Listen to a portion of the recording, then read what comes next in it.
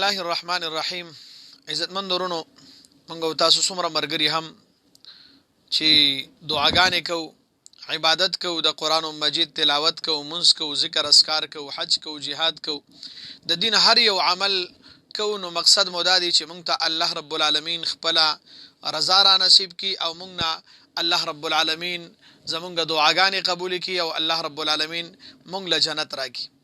نو د دې د جنت د حصول د لپاره آسان حل مونږ ته نبی علیه الصلاۃ والسلام خودلې دي چې څوک ماته د دوو شیزونو ذمہواری راکړي زبا اغلا د جنت ذمہواری ورکوم.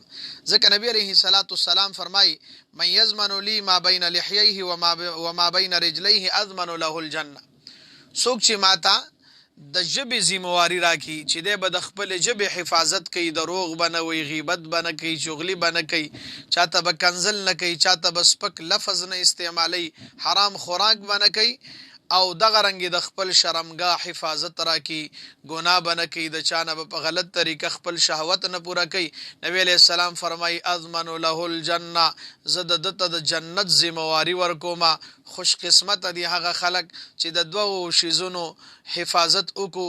ان شاء الله پړومبي فرصت کې په اولنی ځل کې به الله مو تعالی جنت راکړي. الله دې مو ته د جهنم نه اوساتي. الله دې زمونږ استادو همیشه چې کوم د نیکانو، عالمانو، بزرګانو سره دنیا او آخرت کې حشر وکړي.